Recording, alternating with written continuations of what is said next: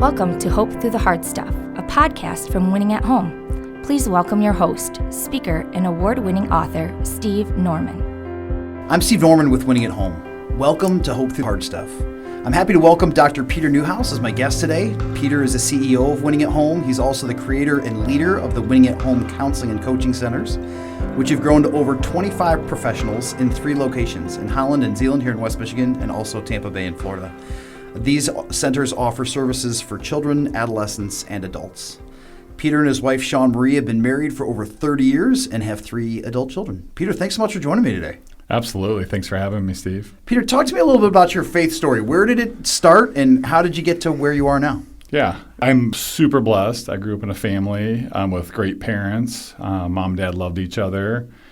And far from perfect, mom and dad loved each other, made sure we went to church every Sunday. Yep. And we're never late. I don't ever remember missing a Sunday ever in my whole childhood. So they were very faithful attending and very committed to their faith. And I was one of 7 kids, so family was huge, and even our extended family was huge, literally and figuratively. It was huge, very important to us. And so I grew up in a really solid Christian, Lutheran Christian family, and followed that through my childhood. Was part of youth group and the church services, Sunday school, all that good stuff, which is really formative and really good. Memorized a lot of verses and things through childhood. I really would say that I didn't make my faith my own until I attended Taylor University, where I know you went as well, and went there with, I would say, a committed faith, and my faith mattered, but it wasn't till Taylor and some of the great professors that poured into me and the great chapels that we were a part of, that we attended, that really said, okay, this is what really matters to me. This is going to be a huge part of my life going forward and a huge part of my relationship. So again, grew up in a great Christian family, but for sure it wasn't until Taylor that I can remember 2 or 3 times where I really committed myself and my life to following Jesus and really making him, when I talk to other people about now and my own kids, about making him Lord of my life versus just a part of my life. So. Peter, was there a moment or a season? Could you put like a place or a face on some of those catalytic moments for you? Absolutely. Yeah, I think a couple of different chapel services or concerts where people had come in and performed and just really felt like God really tugged on my heart. There's a really specific time and place and time, and I won't get into all the details, but just, where I felt literally no question at all that this is what I'm supposed to do with my life, which in my case was be a counselor, a psychologist. I was a psychology major and was supposed to be a counselor, and rooted the counseling in a Christ-centered way. So really connecting my faith with the counseling, the psychology. And so that was going on. And then also just really felt led specifically to commit to being a Christ follower in all areas of my life. So, Peter, now you act as a clinician, but you also oversee clinicians. Mm-hmm. What's the favorite part of what you get to do these days? That's the worst and the best of it. Okay. I like it all. It's really hard to go, okay, I love writing. When I get a chance to write some books and co-author some books, that's a blast, and I love it. This past weekend, like yourself, I got the chance to travel and speak a little bit. I love doing that. Now, again, I don't love that the most, but I love doing that. Sure. I love being able to do that. I'm on site at businesses and working with employees, whether they're top senior level management or blue collar folk. It doesn't matter. It's just a lot of fun talking with people, meeting with people where they're at emotionally, relationally, meeting where they're at location-wise. I just feel super honored to be able to do that. And I love our team. I love counseling one-on-one or with couples in my office and working with our team, managing our team. We just have an amazing team. And I'm super biased, but I love our team. I love the group that we have here, and just the fact that how faithful they are and how they just love doing life together. And we're all on mission to try to have impact in our community and around our world. It's great. Peter, a lot of the therapists that I've had the privilege of talking to here at Winning at Home have populations or themes that they kind of gravitate towards. What would you say are the people groups or the personal growth issues that you like to zero in on? Yeah, I feel like we have a great team that can manage and speak into situations way better than I can in a lot of areas.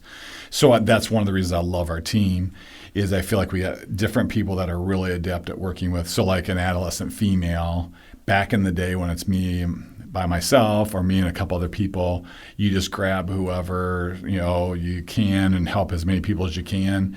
And you kind of specialize, or you go, yeah, it's probably isn't my sweet spot or my favorite thing or my best thing I'm good at, but hey, this family needs help and I'm going to jump in and help them. Or some other variety of issues. For me personally at this point, being in my early 50s, I think meeting with people that are in their 50s and 60s that have adult children, that are empty nesters, that are sorting out kind of the final stages of their career and just figuring out like their legacy, things like that.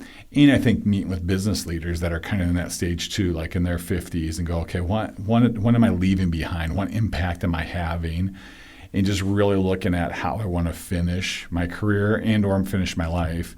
So I think a lot of business leaders, a lot of folks that are nonprofit leaders, pastors, missionaries. I think any leader I just really enjoy meeting with. I get to work a lot with missionaries. And I think I love and get excited about working with them because I know if I impact them, they're going to feel better, hopefully function higher, be happier, those kind of things. But way more importantly, they're going to have huge impact or the potential to have huge impact on their congregation, their company, the country they work in or whatever it might be. So that's the kind of thing I get excited about and then there's a whole variety of couples and relational dynamics and things like that I can deal with and enjoy dealing with. But honestly, we have a great team of people that love doing marital work or love doing, adolescent work or depression or anxiety. And I deal with all that stuff too, but usually it's specifically for a leader type person. Great. Peter, you and I have talked about how stress is just kind of a running theme in the lives of every person and certainly a lot of the clients that we have the opportunity to interface with. Families experience stress in different ways in different seasons. Mm-hmm. How does stress manifest itself for young families in a way that's unique from some of the people in the life stage that you just described? Yeah, I think young families have more stresses than they've ever had. And sometimes I get tired of hearing that. But then I step back and I look at it and I look at the demands of all the social media and crazy stuff going on, all the electronics, that even as my kids are all in their 20s and married and stuff, we didn't have that. I just didn't have to deal with it. I remember my wife and I vowing that we're never going to let our kid, a child of ours, have a telephone in their room or a TV. Well, by the end, which our youngest is now 22. By the end of it, she had a cell phone, she had a couple computers, and that's become the norm. Sure. Kids have. So I think it's just a lot more complex for younger families, and the temptations, the struggle, the materialism, all the electronics, all the social media. It's really complex and tough that people that are in their 50s and 60s just didn't have to deal with and have a hard time relating to in a lot of ways. I think a lot of younger families just have a lot of stress too around trying to manage all the different financial things that are going on in our world and trying to honestly attain success very early and feel like they have to have everything in their house in order financially. And I think that adds a lot of stress as well. It seems like those stressors never really go away. They just evolve over time. Sure. Like Kelly and I, we've got 4 kids. We used to think that once we can get everybody out of diapers, we'll be golden. Absolutely. And then it was like, once we can teach everybody how to ride a bike, or once we can teach everybody how to do their own homework, but there's always another hill over Correct. On the other side of that hill. Correct. Yeah, I agree totally. And I think that's one thing I try to live out and encourage other people too, with the stress factor of when this happens, then I'll be happy or I'll feel content or satisfied. And although there is an element of that when you hit a milestone or everybody's in school or everybody's out of diapers, you do hopefully feel a little sense of relief or peace about it. But I think it's easy to get sucked into that whole idea of just like, when this happens, then I'll feel better. I can see that happening for us even. I feel good about all of our kids now being married, all of them being out of college and on their own. And I do feel good about it. But yeah, you always go, okay, what's next? What should we be doing here? What should we be doing here? And I think a lot of people my age worry about retirement, worry about finances. A ton of people talk to me consistently. In fact, I just had a conversation just minutes ago with someone about their adult children. How do I engage them well? What do I do to have impact in their lives while respecting their boundaries and their relationships? So there's a lot of complexity in that of parenting adult children and adult children's significant others, whether they're spouses, boyfriends, girlfriends, whatever it might be. Peter, a friend just sent me a link to an article in The Atlantic yesterday talking about the recent phenomenon of parents and adult children being estranged from one another, and how there's been a significant uptick in that even in the last decade. And one of the writers was saying, like, just the world that we live in tells our children as they become adults that they always have a right to be happy. And if there's anything that's making them unhappy, it's probably the fault of somebody who reared them, and they can just kind of go back. And there's this concern that some parents are saying, like, wait a second, I feel like my kid is reinterpreting 20 years of history and coming up with a different conclusion. And so that's a stressor all on its own. We like to think that, if we get our kids graduated from college, or we get them married on their feet or gainfully employed and productive member of society, then the work is done, but it's not. Not at all. Not at all. And you just did this to yourself too recently, I think. You introduced some really cool things to your kids in other parts of the country. Yeah. And we used to always do that too, and created some wanderlust in them and awareness of this outside world. And they're like, well, we love Michigan, but man, Florida and California, other places are a lot of fun too, and the climate's different, and the people are different. And you're right, sometimes it turns out where they really dislike their family life, they start reinterpreting their family life and what happened, and even the culture they grew up in and the area of the country they grew up in maybe. But I think a lot of times too, it's just different than, whenever 20, 30, 40 years ago where people stayed in the same town they were raised in, stayed close to their parents, really didn't individuate at all or very little. And so they had a lot of the same values and beliefs and thoughts and feelings. And as our world expands and our kids expand their horizons, which I think is a really cool thing, a really good thing. I'm really proud of my kids. And the fact that they've spread their wings and found different places to live in the country, it does create the opportunity for a lot of rethinking things and pointing fingers and assuming the worst and having a lot of disconnect with parents. So, and I would say the other part of that, Steve, and I didn't read the article, so I don't know all that was said. There's a lot of things I didn't do great, or even close to perfect. And I wouldn't say I have a lot of regrets, but I also have, just a lot of things that I know to this day that I could do better, be a little more patient, a little kinder, a little less, take stuff a little less personal, laugh at myself more, just a lot of these types of things. And I know for sure when my kids were young and there's a lot of stress financially and wanting everything to go a certain way, I didn't react great. Yeah. So, well, you and me both. And I think that there's this tension between saying, like, hey, if I have the right tools, then I can perfect parently. And that's not a fair pressure to impose on anybody or to receive ourselves.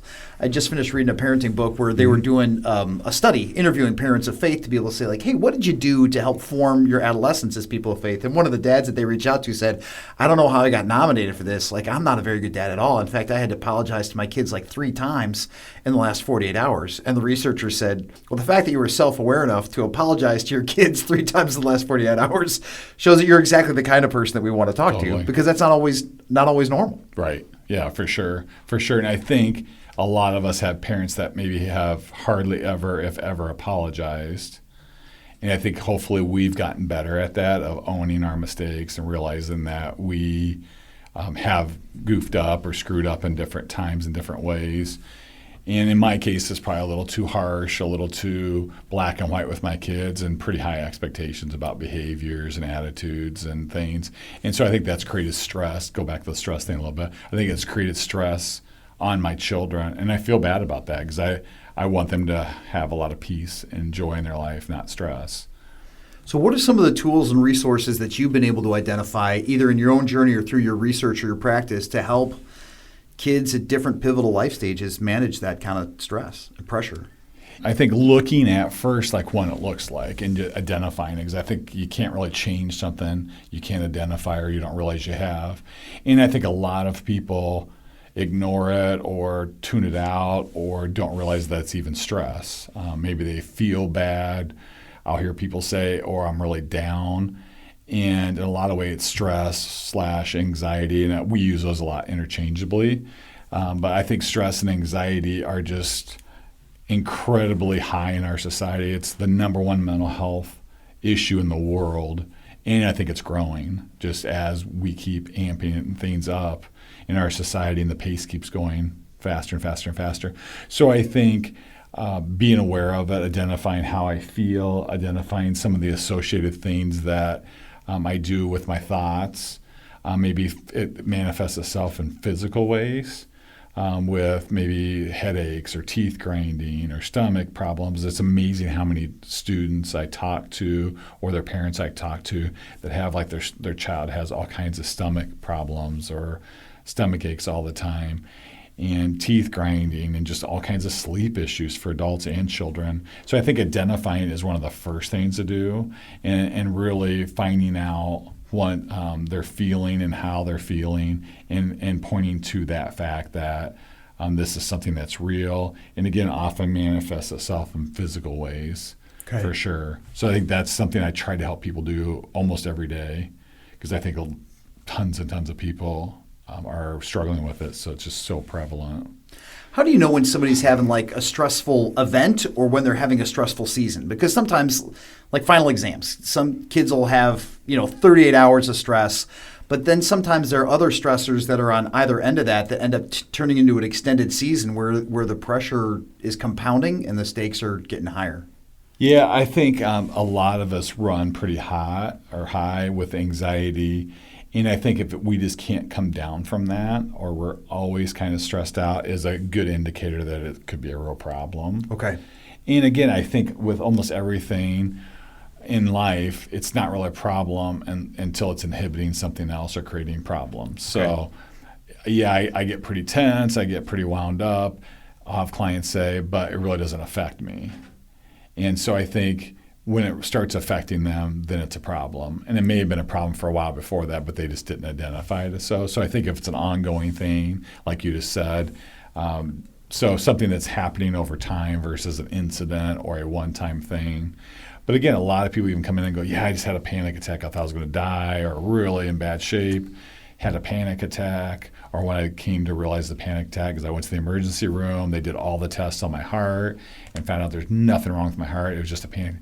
That's an incident, but if they start looking back, they realize that it's been building for quite a while with a job change or a loss in their family.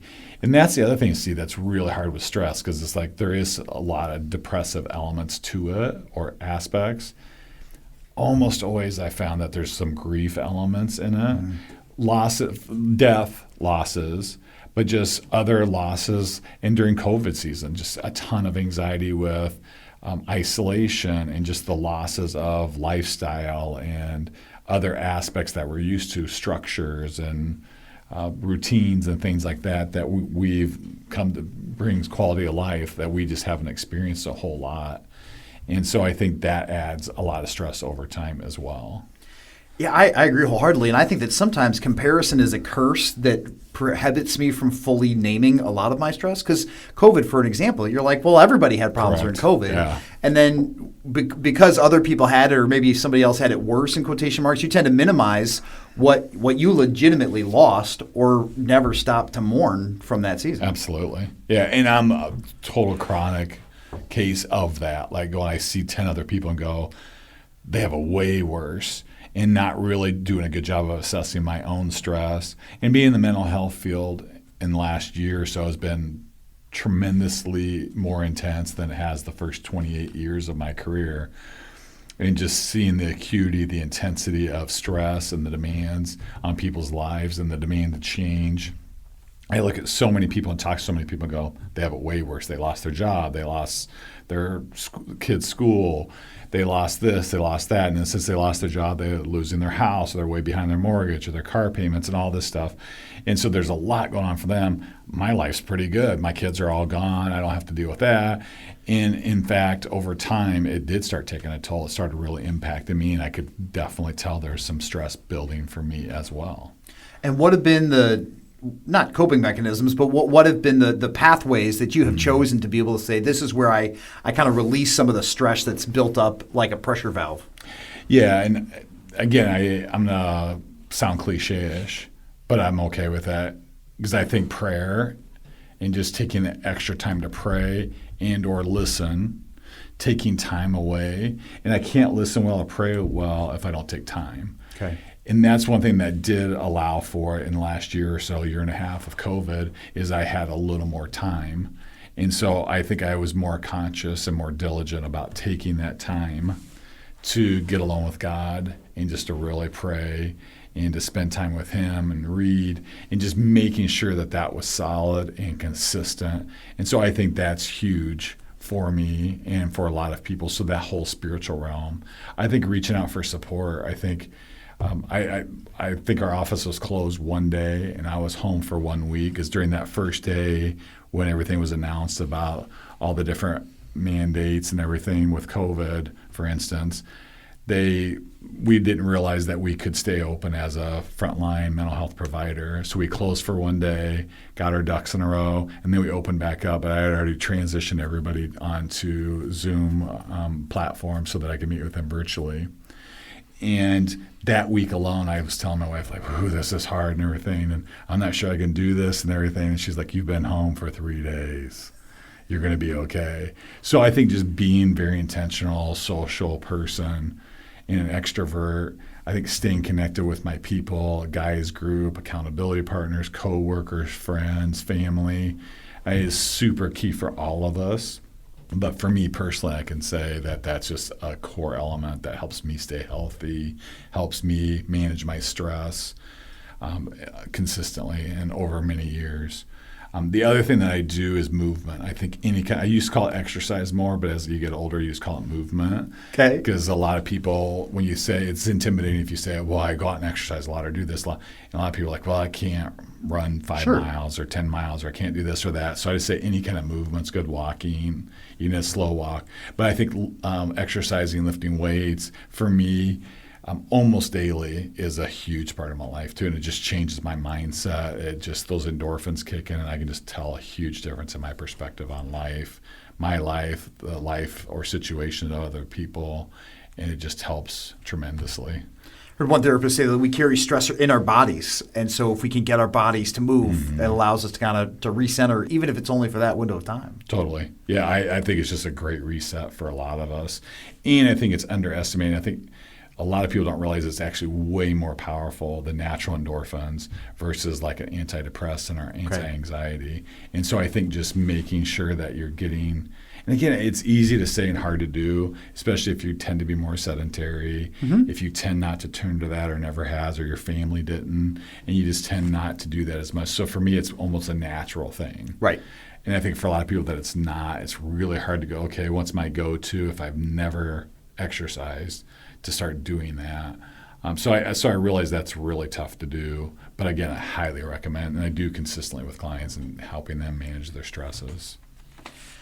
Peter, I was attending an event for my kids' elementary school years ago, and I was just making small talk with a guy. I'm like, oh, so what do you do? And he's like, oh, I'm a divorce lawyer. And I go, well, tell me, are there ever predictable milestones where marriages start to struggle? And he goes, oh, yeah. He's like, it's almost like clockwork. He goes, year 1, year 7, and years 18 to 20. And I said, well, unpack that for me. He goes, year 1, people finally realize that it's not what they thought it was going to be. Yep. Just that kind of marriage is generically hard. He goes, year 7, he goes, usually the first kids start going away to elementary school. And if you have got one spouse who's staying at home not working, it can be wildly disorienting. It's kind of like a intermediate empty nest.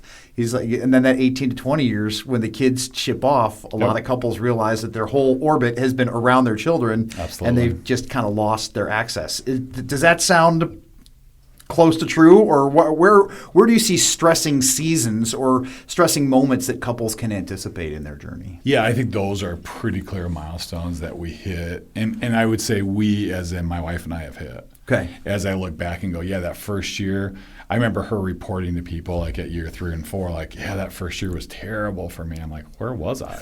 Because I'm like, I had a blast. We were newly married. Things were going well in my mind. And I think for her, it was that just this whole sharing of her life and just the demands of now being a wife and just her perception and experience of all the things that had to change or did change for her.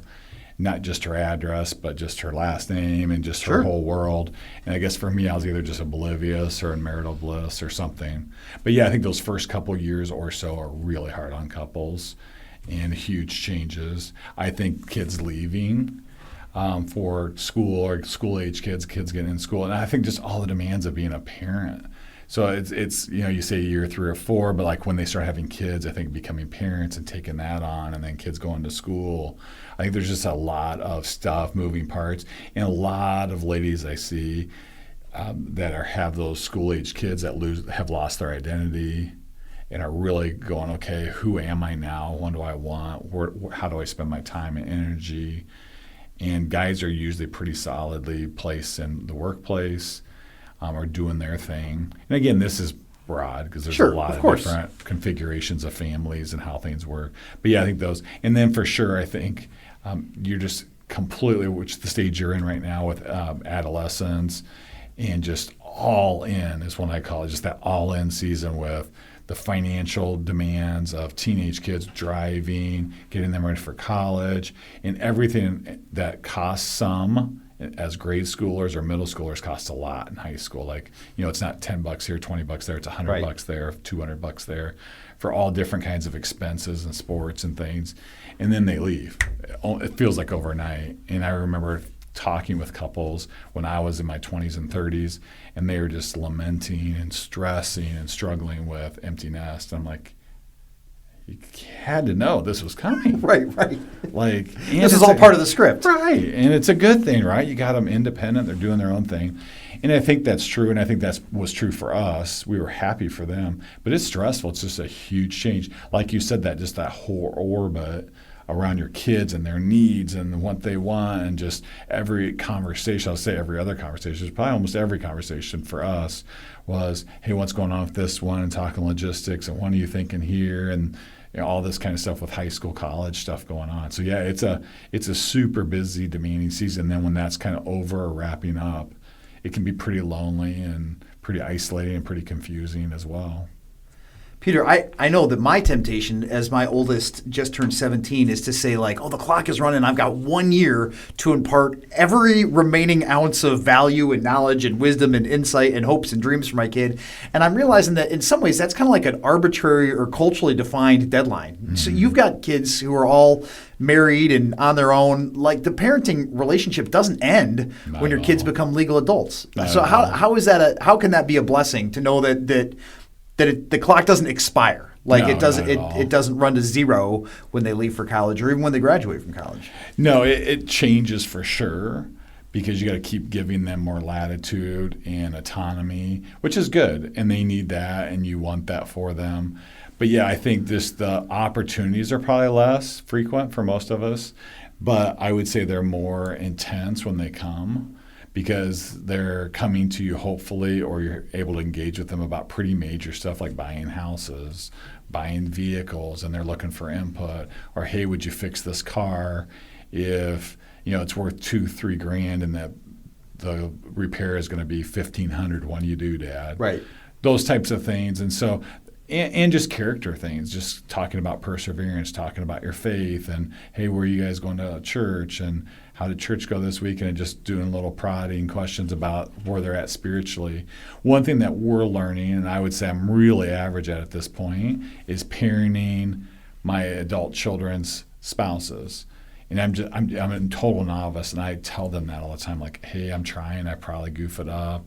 Because one, I know my kids well, and I know what to expect from me, and vice versa. Now I have this whole other adult person that's in their 20s that I know fairly well, all 3 of my in-law children, and I love them, and I think they're amazing people. But I just don't know exactly what they need and what feels good to them and what's right and how much to get involved. And so you're just doing that dance all the time of trying to honor them and show them love, but not overstep or get too pushy or too huggy or whatever it might be. Yeah. And answering those questions are stressors all on their own. Yeah. Yeah, for sure. And sometimes we think we're having a fight over, or not a fight, we're a lively dialogue about who's going to spend which holidays where. And those conversations aren't scheduling conversations; they're relational dynamic conversations. But a lot of times that I know that I did when I was the child didn't have the maturity to name that as such. Totally. You can't see what's happening. You can't see what the issues are underneath the waterline. Yeah, for sure. And along with that, so the holidays are a big one. I think for us, a lot of times too, is just the financial engagement with them of what's ours, what's theirs. And we have pretty good, clear boundaries and pretty well defined, and we've been pretty open about it with them. But it's still murky a little bit because you want to just be careful to try to keep it pretty even and keep it balanced, not get too heavily involved with one couple financially, right? Even if they need it more, and how does that, just looking at all that. So, yeah, it's a fascinating thing. And again, some people, some of our kids would say, oh, it's they really helped us. Other kids would say, yeah, they didn't help us near enough, or we would have liked them to help us more. But again, I think we try to just keep a good, healthy dialogue open and talk with them consistently and about pretty major things, just to make sure that nothing's left unsaid or there's hurt feelings there. Peter, in a marriage, what's the best way to open up conversations where one spouse feels stressed but might withhold that because they think the other spouse might also be experiencing stress and doesn't want to compound the stress? What's a healthy way of knowing what to volunteer and when? I know, again, not to stereotype, but a lot of times dudes are like, well, life is hard for me. It's hard for everybody. I don't want to stress my spouse out by letting her know that I'm concerned about X, Y, and Z. So I'll just kind of stuff, bury, and keep grinding. Yeah, I think for sure guys tend to not verbalize as much and kind of bury it or hold it. And, or are irritated when their wife shares a lot because they're just like, okay, how does this help? Right. How is this helping us? How is this helping me by us talking about it? It's not changing at all. But it really does for a lot of women. I think processing it, sharing it, talking about their emotions, even if there's not a lot they can do to change the situation, but talking about it does help them tremendously. And I think it does for guys if they're honest most of the time. Sure. But I think a lot of it in my marriage of trying to ask good questions, which I'm still learning a lot about, even though I've been talking about that, speaking about it, reading about it for years and years and years, I still don't do that well. I usually give my opinion, say how I'm feeling, tell my wife how I'm feeling or how she should feel even at times. And I think trying to step back and ask her a couple good questions. And then the best thing that most of us can do is just shut our mouths and listen and just let them talk. And hopefully we get that same opportunity where I can express kind of how I'm feeling or what's going on for me a little bit. But I do think wading in slowly, because I think if I just unload about something, it can really compound it or make it more stressful in the household with my wife. If she already has a fear about one of our kids or some choice they're making, and then I add to that all my thoughts and feelings, it can really make it more intense for her. And I think agreeing with her, listening to her, and then adding maybe a little bit to it is good. But I think, again, really jumping in and sharing all my thoughts and feelings does not help. So there is a fine line there. Sure. Peter, if you had one encouragement or one action step towards anybody who's listening who might feel like they're experiencing pretty acute stress right now, what would it be? I think really taking time again to step back, to really consider what God's trying to do in that situation. I think trying to engage other people, have other people go, hey, are you seeing this? When you asking people what they're seeing in them. And then I think really taking some specific action steps and again, this isn't over like a course of 5 minutes or 10 minutes. I'm talking over a course of a week or two or a month. I think engaging other people to help, whether it's friends or family or a counselor or a coach. And then I think really starting to look at how can I make some changes, like doing some movement, again, some exercise really helps people. I think considering maybe onboarding medication if that seems to be a good option for them based on some of the support people, doctors, counselors, coaches, friends saying, yep, this is something I could totally see that would help. And then this whole thing we really haven't talked a lot about, which is key, is really changing my thinking. And I think just looking at my thoughts and looking at how I look at things and what my thought process is. And I think for most people that are pretty anxious, it's a pretty negative thought process, pretty negative pattern. And again, we just don't see it as that because that's we can't see our own thoughts very easily, Sure. our thought patterns. And so looking at those and realizing how those just keep perpetuating that constant fear and anxiety in us. It's good to hear you say that, though, that we do sometimes when we've been exposed to those thought patterns for so long, we think that it's just kind of carved a rut in our brain and it's all we know. Totally. And I think my exposure to Winning at Home has been so empowering for me because I'm realizing, I get to choose. Like I have some agency in what kind of thoughts I choose to nurture and plant and circle around. Yeah, totally. Yeah, I think a lot of us just constantly are, or consistently, maybe not constantly, maybe overestimating the bad, overestimating consequences, underestimating resources that are out there, or one of which is our own ability to cope with things, and then really not understanding how our true identity is based in Christ. And I think a lot of us just look at us as our circumstances around us and see ourselves in a negative light and totally lose sight of how God sees us and our potential that he sees in us. And in your experience, how has anchoring one's identity in Christ changed perspective and posture? I think it's vital. I think it's essential. I think so many of us just don't have a picture of how Christ sees us. And if we do, we have a small glimpse. And I think just few of us really understand how he loves us, cares for us, and what he wants for our lives. And I think the more we can get ebbed in Scripture and find people that pray for us and pour into us, it just changes our whole outlook. And a lot of people we talk to here at Winning at Home have had really damaging backgrounds and pasts. And so they've had parents that have been really hurtful or abusive toward them. So their image of themselves and of God and of parenting is just really broken and dysfunctional. And it just impacts everything they do and how they see themselves.